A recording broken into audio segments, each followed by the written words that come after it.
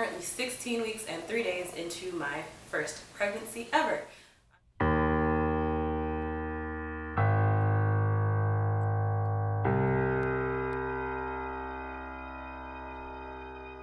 Hi folks! I'm currently 15 weeks and 5 days. So in 2 days I'll officially be at 16 weeks / 4 months.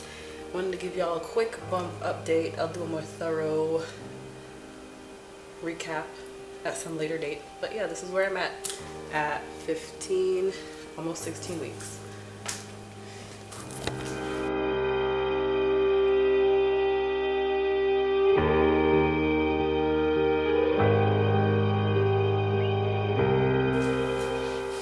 So, my first trimester is over, and I am now squarely in my second trimester. I am exactly 4 months pregnant, yay! So just 5 more months to go, or I guess 6 months to go. Since the last time I updated you all, we told our moms that we were pregnant, and we also told our friends and close family. Might include a quick snippet here.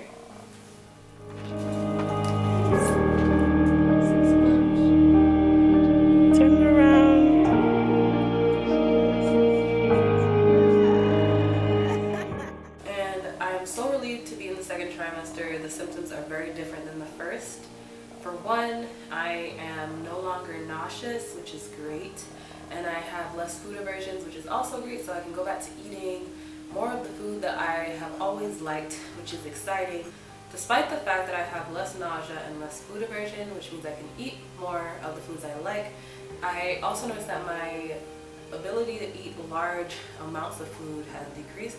I think that my stomach size is smaller, so I have to eat smaller meals even though I have to eat more, which is really difficult for me. I also have not been experiencing as much fatigue, so I have way more energy. My mood has been up, so I haven't been as sad and sleepy. I still need naps every once in a while. Depending on the day, I might feel a little bit of fatigue, but I don't need them as consistently and as predictably as I used to. So not every day at 2 to 3 o'clock do I get that mid-afternoon lull. I'm usually able to power through and then just go to bed at night at a regular, reasonable time. When I don't do that, I end up staying up really late at night and I become a night owl. But that's great because now I'm no longer sleeping for 12-hour stretches of time. I'll sleep more for the regular 6 to 8 hours of time, which is great. Last few weeks I've had more acne than before.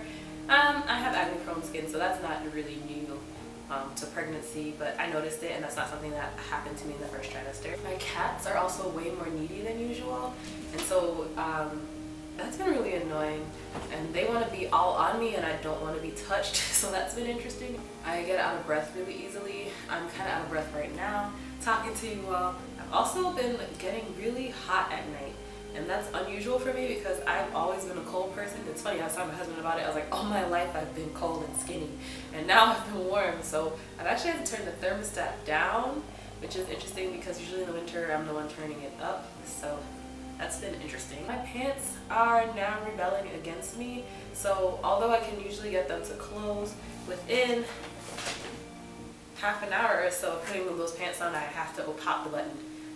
There's no way that I can continue to wear the pants the way that I usually do, the way that my stomach is growing. And that's been a major symptom of this last few weeks, is that my stomach is no longer as squishy. It's actually, like, it's just round and it stays round.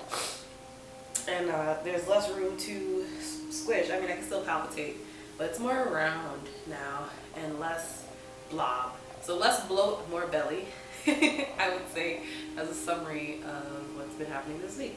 And my sinuses are always inflamed. They hurt, so sometimes like I get sinus pressure right here, and like the inside of my nostrils feel dry, which is weird. And then I find myself mouth breathing a lot because it's harder for me to take air in through my nose. I know that that's normal, that because of progesterone, pregnant women are going to experience more swelling and we're also pumping more blood than usual, and so we're going to experience more swelling. But that's been really annoying, so now I need to mouth breathe a lot more, and I run out of breath a lot more easily.